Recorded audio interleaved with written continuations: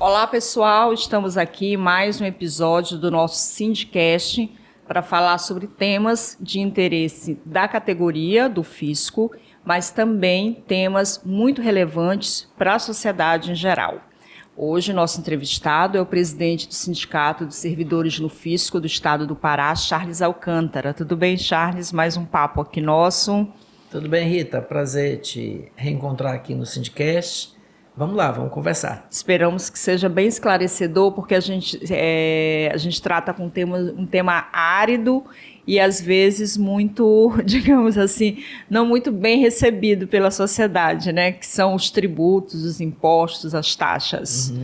Pois é, exatamente, né? A gente conversava aqui em off, antes de começar essa conversa aqui, e eu falava sobre isso, né, Rita? E tem toda uma polêmica no país. Todo mundo só fala do imposto que a Rebeca vai pagar, né? Exatamente. O imposto, dando ao imposto, assim, aquele caráter, digamos assim, de um castigo, de uma opressão, de uma punição a e é verdade, uma grande atleta, né? Maravilhosa. A gente está cheio de orgulho dos atletas brasileiros, principalmente das mulheres, né, que elas que estão assim honrando muito, orgulhando muito o nosso país. Mas assim, pagar imposto é como se fosse um castigo. Mas dói, né, Charles, quando a gente vê lá aquele descontinho? Dói em mim também, eu pago imposto de renda, né? Não se trata, assim, Rita, a gente não precisa se apaixonar pelo imposto, adorar e sair fazendo elogios, assim, não é, dói. A vida em sociedade, ela é feita assim de deveres e direitos, né? Dever sempre, né? É dever, afinal de contas. É imposto, é obrigação, é dever. Não é castigo. E mais do que isso, é uma necessidade. Então, quando eu te falo dói, a gente e realmente quando a gente vê lá o desconto, né, dá uma, ai meu Deus, pagar tudo isso de imposto. O que a gente tem que pensar nessa hora? A gente tem que pensar nessa hora, olha, hoje, se a gente pegar o jornal de hoje, eu peguei hoje a manchete do jornal Diário do Pará. Manchete. Hoje, no dia da gravação desse Sindicast, Pará vai receber 6,8 bilhões em obras, em investimentos. Certo? De onde vem esse dinheiro? De onde vem? A gente tem que lembrar disso, certo? Então, vamos lá, eu vou fazer uma comparação que é um pouco esdrúxula, mas ela faz sentido para isso que eu quero dizer. Você mora em condomínio, né, Rita? Sim. Muito bem, você tem uma taxa condominial, certo? Você não paga, cheio de alegria, paga. Mas você tem que pagar a taxa condominial. O que acontece se você e todos não pagarem a taxa condominial? O condomínio que você vive vai virar o caos, vai se instalar o caos onde você vive, certo? Então você tem o dever de pagar. E olha que eu estou usando um exemplo muito singelo. A vida em sociedade é muito mais complexa do que a de um condomínio, ok? Então, para a gente viver em sociedade, para que a gente tenha minimamente uma condição de vida em sociedade, a gente precisa do imposto. Não é possível a vida em sociedade sem imposto. Dói. Mas dói mais saber que a gente tem uma estrutura tributária, aí sim, muito injusta. Quer dizer, nós vemos num país em que, de fato, quem vive do trabalho, certo? Quem ganha menos paga mais, tem uma carga tributária maior para suportar tudo isso, né? Esses 6,8 bilhões que o Pará vai receber, eu te garanto, a maior parte dele veio de quem trabalha. A gente vive num país que é o paraíso fiscal dos rentistas, dos especuladores, de quem não produz e ganha muito dinheiro. E aí a gente entra no debate sobre taxar as grandes fortunas? Sem dúvida, a gente precisa taxar os super ricos do mundo e do Brasil. Esse debate está colocado. Quando a gente fala em taxar super ricos, a classe média pula lá longe. Quando a gente fala em super ricos, a gente está falando de quem? De que renda? Quem ganha, por exemplo, acima de 240 mil reais por mês, certo? Por mês, 300 mil, 500 mil, 1 milhão por mês. É pouca gente, entende? Não é quem tem um Creta na garagem, um Renegade, um Jeep, certo? Não é dessa gente. Não é dessa gente que faz sacrifício danado para pagar o colégio, para pagar, né, o plano de saúde, porque né? Não está no SUS, está num plano de saúde que aumenta muito. Não é dessa gente. A gente está falando, a gente não está falando da gente que, quando está chegando perto de se aposentar, vai viver da sua aposentadoria. Falando em plano de saúde, esse é um argumento que a gente recorrentemente ouve contra o imposto. Eu pago o imposto, mas eu também pago por outros serviços que deveriam ser públicos. Por exemplo, eu pago o imposto, mas tem meu plano de saúde. Então, se eu tenho meu plano, eu não deveria pagar imposto. Como responder a isso? A gente precisaria investir mais, no sistema público de saúde. A mesma coisa na educação. Uma sociedade mais evoluída teria todo o sistema de saúde e de educação público, inteiramente público. E mesmo quem tem plano usa serviços do SUS, né? Mas sem dúvida. Por exemplo, se você vai num restaurante em Belém, eu vou comprar pão na padaria de manhã, existe uma vigilância sanitária para garantir a qualidade da manipulação, da produção daquele alimento. Você entra num restaurante chique, inclusive, você tem que ter a vigilância sanitária para saber se a manipulação, se a forma como aquilo está sendo produzido está observando as regras sanitárias. Então você está usando, por exemplo, se um milionário, né, assim, um motorista e um dono de um Porsche, né, me permite falar em Porsche porque isso virou arma, está matando gente por aí. Mas se ele sofrer um acidente, Rita, numa autoestrada, não é o seu plano de saúde que vai resgatá-lo. É o sistema público. É o corpo de bombeiros, se pegar fogo o seu prédio. Certo? É o 192. É o sistema público que vai salvar a tua vida. Agora, o empresariado brasileiro faz uma campanha muito intensa contra os impostos. Inclusive, tem o Dia Nacional Sem Imposto, onde a gente compra com descontos. Isso, de certa forma, gera, né, um sentimento na população de que com o imposto ela paga mais, sem o imposto ela pagaria menos por um bem e serviço. Como é que tu avalias essa campanha? Bom, com todo respeito, é um desserviço essa campanha à cidadania. É um desserviço. Com todo respeito, é fruto de ignorância, muita ignorância sobre o imposto. Veja, mas ela tem uma serventia, sabe, Rita? E se me permitem os que realizam, né, a Confederação Nacional, né, do Comércio, os CDL jovens, todo ano tem um dia sem imposto. Enfim, aquela coisa, olha como a carga tributária é muito alta, como o imposto é muito pesado. Ela tem uma serventia, ela mostra o seguinte, que quem paga imposto não é ele, empresário. Certo? Se ele diz assim, eu retiro o valor do imposto, se não tivesse imposto, o seu bem seria isso aqui. Tem produtos, mercadorias que chegam a ter um abatimento de 70%. Ora, o que isso prova? Isso prova que quem paga o imposto, quem é onerado pelo imposto, é o consumidor e não o empresário. O empresário recebe esse imposto embutido no preço das mercadorias e dos serviços, isso é verdade, e tem o dever de recolher, de repassar aos cofres públicos. Portanto, se o empresário deixa de recolher aos cofres públicos, ele está sonegando, e mais do que isso, ele está se apropriando de um dinheiro que não é dele, é do consumidor. Primeira coisa, tem essa serventia. Agora, segundo, caberia a gente perguntar, um dia sem imposto. O que seria um dia sem imposto? Um dia sem imposto seria o caos. O absoluto caos. Certo?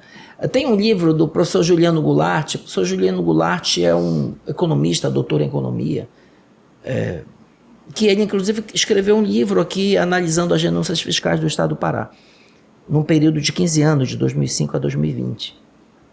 Mas ele tem um livro anterior que ele faz uma análise das renúncias fiscais no Brasil, ou seja, o Estado que renuncia a recolher os impostos, né? Arrecadar os impostos, enfim. Então ele faz uma análise crítica sobre as renúncias fiscais, mas ele faz uma abordagem no início do livro da desoneração no Brasil, renúncia no Brasil, interessante, Rita, que eu acho que vem bem a calhar nessa coisa de um dia sem imposto, né? Ele faz uma abordagem sobre o que seria uma semana sem imposto, né? Então, na segunda-feira, interessante, na segunda-feira, vamos imaginar se isso prevalecesse, essa ideia, sem imposto. Nenhum brasileiro, Rita, nem você, nem eu, nem todo mundo que está assistindo a gente, ninguém pagaria mais imposto. Maravilha, né? Ninguém paga imposto. Está decretado. Ninguém mais paga imposto. As mercadorias vão baratear. Muito bom. Primeiro dia, ninguém paga imposto. Segunda-feira. Então ele trabalha com a ideia de uma segunda-feira, a metáfora da semana.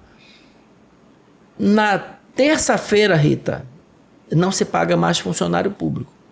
Ok? E pode ter gente que assista a gente, pô, que legal, não paga mais policial, enfermeiro, professor, auditor fiscal, certo? Bombeiro. Não paga mais ninguém, porque não paga imposto, não paga os servidores públicos, na terça-feira. Na quarta-feira, Rita, fecha posto de saúde, escola pública, corpo de bombeiras. Fecha tudo, não fecha? Quartéis. Fechou tudo na quarta-feira. Porque até aí, bom, a gente não paga imposto, não paga servidor público, esse bando de gente que não faz nada. Na quarta fecha a escola pública, meu filho está na escola privada. Na quinta-feira, Rita, não se paga mais fornecedor. Aí os empresários, os que fornecem, vendem mercadorias para o Estado, prestam serviços para o Estado, já não recebem na quinta. Na sexta-feira, o Estado dá um calote na dívida pública, que são os rentistas. Porque não tem dinheiro, porque como é que se paga a dívida pública? Com os impostos. Na sexta-feira não paga mais, dá um calote na dívida. No sábado acaba o capitalismo, entendeu? Simples assim, entendeu? Então assim, é muito fácil. Um dia sem imposto, olha que coisa ruim, imposto é uma coisa ruim do mal. Mas imagina, a sociedade é sem o imposto. A gente convida esse pessoal a refletir com a sociedade sobre o que seria dela sem o imposto. Agora, de qualquer maneira, a gente precisa rever a forma como estamos pagando esses impostos, né? Tem aí o projeto da reforma, que todo mundo diz que ainda não é o ideal, né? Sempre, veja, o que eu estou dizendo aqui é que não é que o sistema tributário, a estrutura de impostos não deva ser criticada. Não é disso, pelo contrário. Nós somos muito críticos da estrutura tributária brasileira. Mas ela é muito regressiva, ela é muito onerosa, muito pesada no consumo, ok. Mas ela é muito tênue, muito leve nas altas rendas e no grande patrimônio. Imposto sobre herança no Brasil é ridículo. É absolutamente ridículo. Numa sociedade que prega com essa doutrina liberal, né? Essa doutrina liberal, a sociedade que prega o mérito, a livre iniciativa, muito bem. Que mérito há numa sociedade em que um filho de um milionário, sem ter jamais trabalhado na vida, herda uma fortuna de 10 milhões, 20 milhões, 30 milhões sem precisar trabalhar? Que mérito há nisso? É por isso que nas sociedades, mesmo liberais, elas taxam pesadamente a herança. Certo? Taxam pesadamente a herança. Então, vejam, criticar a estrutura de impostos é uma coisa. Agora, pregar a ideia de que imposto é algo ruim em si mesmo, de que a sociedade seria melhor sem ele, não seria. Né? Então, a gente viveria a verdadeira barbárie sem o imposto. E a gente precisa dizer isso. Nós temos que defender o imposto como uma necessidade. Né? Não há vida em sociedade, não há vida civilizada sem ele. Agora, é claro, nós temos que trabalhar sempre, permanentemente, para que ele seja o mais justo possível. Então, a estrutura é injusta e isso precisa ser corrigido. Isso ainda não foi com essa reforma. Essa meia reforma que está sendo regulamentada hoje no país, ela está cuidando apenas do consumo. Ok, ela melhora um pouco o ambiente dos negócios, ela simplifica um pouco mais. Ok, mas ela não altera, ela não mexe na essência da injustiça da carga tributária brasileira. Então isso é importante você dizer, você tem que tributar mais pesadamente as altas rendas, os super ricos, como eu disse, as grandes fortunas, a gente precisa tributar. Até mesmo para que a tributação sobre o consumo seja mais tênue, seja mais equilibrada. Tá? Mas não existe essa de sem imposto, entendeu? Sociedade livre de imposto é uma coisa assim, é um tremendo de um desserviço à sociedade. É preciso você fazer um debate mais sério, mais honesto sobre esse tema e não sair por aí a pregar que a gente veria uma sociedade melhor sem imposto. Charles, falando em imposto, em julho o Pará atingiu uma meta histórica, ultrapassou a barreira dos 2 bilhões de impostos arrecadados do ICMS, é isso? O que significa esse número para o Estado e como nós atingimos, digamos, esse índice? Sem dúvida. A gente está muito feliz com esse resultado, né? É um trabalho, né, que mostra a qualidade do trabalho do fisco, a excelência do trabalho do fisco. O Pará é um dos estados de melhor performance na arrecadação do país, certo? Isso é muito importante. Isso é fruto da qualificação do quadro, dos concursos que foram realizados. E, aliás, a gente precisa de mais concurso público, né? Você não se forma um auditor, um fiscal de receitas estaduais na faculdade, né? Então você forma na lida, no trabalho, na preparação, né? Então a gente está muito orgulhoso desse número, porque o que ele mostra, Rita? Além disso, vejam, estamos falando de 2 bilhões e 100 milhões num único mês. Foi a terceira vez que a gente conseguiu essa marca. A primeira foi em janeiro de 2022, mas naquela ocasião nós tínhamos o Refis, que é um programa de incentivo à regularização, que dispensa multa, enfim, juros. Então há um incentivo aos contribuintes a se regularizarem. Então o Refis de 2022, ele acabou provocando um ingresso extraordinário, excepcional de receita, que catapultou a receita naquela ocasião, em 2022. A segunda vez que a gente conseguiu superar os 2 bilhões foi em janeiro deste ano, 2024, mas teve, assim, digamos assim, a recuperação econômica do país. A gente teve um ano 2023 excepcional, né? O mercado estimava que o PIB brasileiro cresceria 0,8%, e nós terminamos 2023 com 2,9% de crescimento do PIB, superando todas as melhores expectativas. Então isso acabou, né, exatamente provocando um aumento. Se você aumenta a movimentação da economia, tem mais famílias com mais recursos na mão, consomem mais, e no final do ano há notadamente um aquecimento do comércio. Isso refletiu em janeiro deste ano. Agora em julho não, a gente superou essa marca sem esses fatores, né, conjunturais, sazonais. Tá? Então isso nos encheu de ânimo, porque os sinais são de que esse patamar de 2 bilhões veio para ficar. A partir de agora, a tendência é o Pará, né, chegou à casa dos 2 e não recua mais. Agora veja, Rita, o que acontece. Eu falei há pouco na nossa conversa sobre a manchete do Diário de hoje, 6,8 bilhões de reais em investimento no Pará, governo federal, certo? Muito bem. 2 bilhões representa, sabe o que, Rita, num único mês? O seguinte: 500 milhões desses 2 bilhões são distribuídos para os municípios, porque 25% do ICMS, de acordo com a Constituição, pertencem aos municípios. Ou seja, desses 2 bilhões, 500 milhões são distribuídos por 144 prefeitas. Outros 500 milhões desses 2 bilhões, Rita, vão para a educação, porque a Constituição estabelece 25% para a educação da receita do imposto, né? Então, veja, de 2 bilhões, 500 milhões distribuídos por municípios, 500 milhões para a educação, outros 240 bilhões, Rita, vão para ações de saúde, porque a Constituição também estabelece 12% para a saúde. Então, veja, isso é distribuído para o município, vai para a educação, vai para a saúde, dinheiro do imposto. Eu estava olhando, Rita, a LDO de 2025 agora, ela foi aprovada em julho, todo ano até abril, né, o Executivo encaminha o projeto de lei de diretrizes orçamentárias, ela vai orientar a elaboração do orçamento do ano que vem, e foi aprovada em julho. Então tem um anexo 5 da LDO, Rita, inteiro, várias páginas dos programas, das ações prioritárias do governo para 2025, em todas as micro-regiões do estado. São escolas, são sistemas de abastecimento de água, postos de saúde, estradas. Então tudo isso com dinheiro de imposto, tudo isso apenas com os recursos, com o orçamento do estado para o ano que vem. Recursos próprios, dinheiro, né? De imposto. Aí vem gente com a conversa, um dia livre de imposto. E aí cabe à sociedade ficar de olho, né? Fiscalizar a qualidade dos serviços e cobrar, né? Exatamente. Mas é importante, quem tiver interesse, olhar a LDO de 2020. Nós estamos falando da LDO de 2025.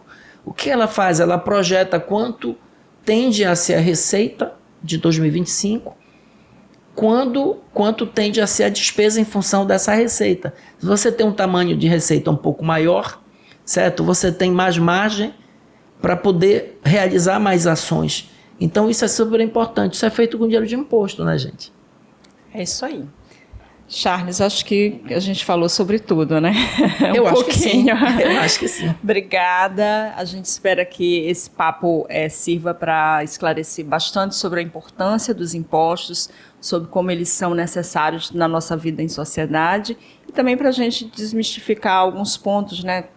Tirar alguns preconceitos, porque como eu disse, na hora de pagar dói, né? A gente tem que pensar por que está pagando e saber para onde esse dinheiro vai. Obrigada. Legal, Rita. Imposto é do bem, certo? Ele pode melhorar e ser melhor distribuído na sociedade? Esse encargo? Pode e deve, mas ele é do bem. Imposto não é do mal. Imposto não é castigo. Imposto não é punição. Imposto faz bem. Isso aí. Tchau, tchau.